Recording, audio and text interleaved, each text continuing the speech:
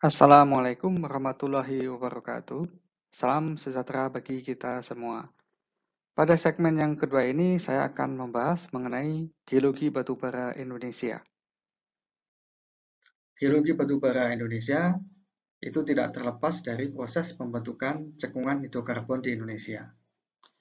Nah, proses pembentukan cekungan hidrokarbon itu tidak terlepas dari rezim ekstensi yang terjadi di wilayah Indonesia.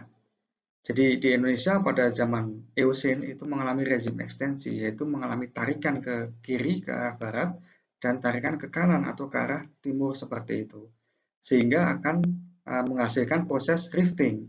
Ada banyak graben dan host, di mana graben-graben yang terbentuk itu akan membentuk cekungan.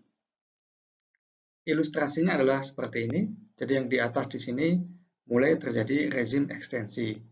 Ketika terus berlangsung dan semakin intensif, maka akan terbentuk sesar-sesar normal seperti ini, sehingga pada bagian bawah atau bagian tengah di sini akan mengalami subsiden, membentuk graben seperti ini. Ketika rezim ekstensi terus berlangsung secara intensif, maka akan terbentuk lebih banyak graben-graben dan semakin dalam. Ini yang disebut dengan proses rifting. Nah, proses rifting inilah yang akan menghasilkan cekungan-cekungan sedimen di Indonesia, termasuk juga cekungan hidrokarbon di Indonesia. Kemudian ini adalah sebuah penampang yang bisa menunjukkan tipe-tipe cekungan yang ada di Indonesia. Ini kita ambil di Pulau Sumatera. Jadi ini adalah Pulau Sumatera. Kita tahu terdapat magmatic arc atau busur magmatik yang kita kenal dia sebagai pegunungan barisan di sini. Kemudian yang berwarna merah di sini adalah garis penampang dari kiri ke kanan. Ketika rezim ekstensi terjadi, yaitu tarikan ke timur dan juga ke barat, maka terjadi graben-graben di sepanjang Pulau Sumatera. Yang kalau kita lihat di sini, ketika graben-graben terjadi di sebelah, kalau di sini ada di sebelah kanan dari busur magmatik, maka itu tipenya disebut dengan back arc basin. Contohnya adalah cekungan Sumatera Tengah. Kalau yang di sini ada sebuah cekungan yang serupa juga disebut dengan cekungan Sumatera Selatan. Di sini juga ada cekungan Sumatera Utara. Nah, ketika graben-graben itu juga terjadi di area pegunungan barisan, maka itu disebut dengan cekungan yang terbentuk disebut dengan cekungan intramontana. Contohnya adalah cekungan ombilin yang ada di daerah di sini, yang ada balonnya di sini. Kemudian di depan busur, ini kita juga mengenal ada tipe cekungan yang lain. Walaupun kalau kita lihat di sini ini laut ya, tetapi kalau kita lihat juga di sini ada barisan pulau-pulau kecil dari Pulau Mentawai, kemudian Pulau Nias di sini. Nah, ini ada satu cekungan terletak di sebelah kiri dari busur magmatik.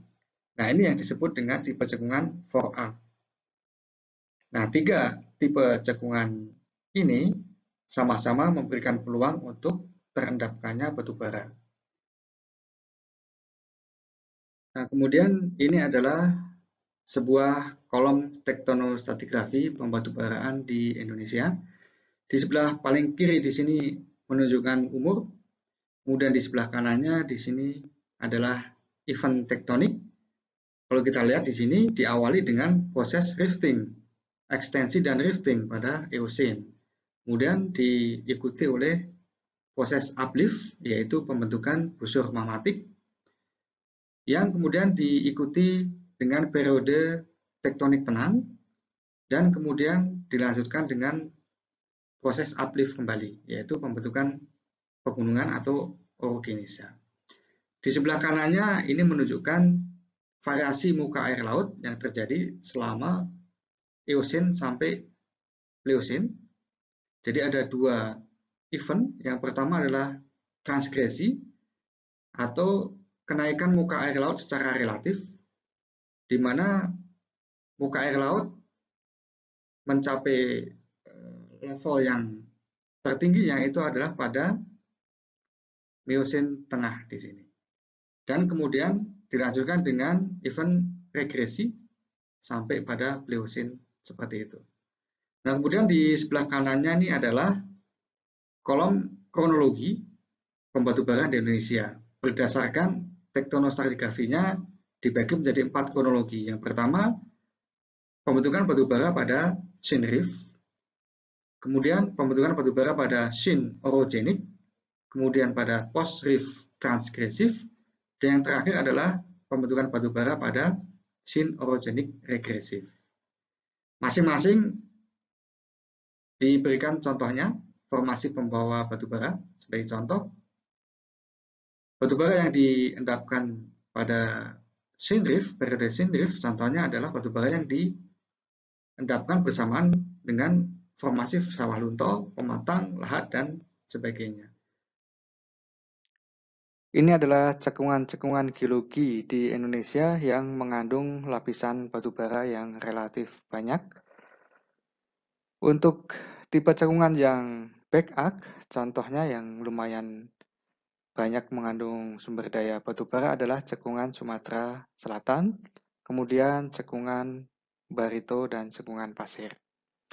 Kemudian kita juga mempunyai cekungan yang lain, misalnya untuk tipe cekungan yang delta, yaitu adalah cekungan Kutai dan cekungan Tarakan di bagian timur dari Pulau Kalimantan.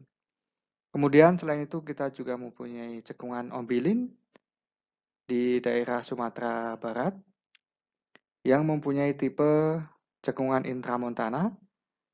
Dan kalau kita lihat di sini ada cekungan Bengkulu dan juga cekungan Mayolaboh atau cekungan Sibolga yang merupakan tipe cekungan 4X. Oke, sampai di sini pembahasan kita untuk segmen ini. Kita akan jumpa lagi pada segmen berikutnya tentang genesa metana biogenik. Assalamualaikum warahmatullahi wabarakatuh.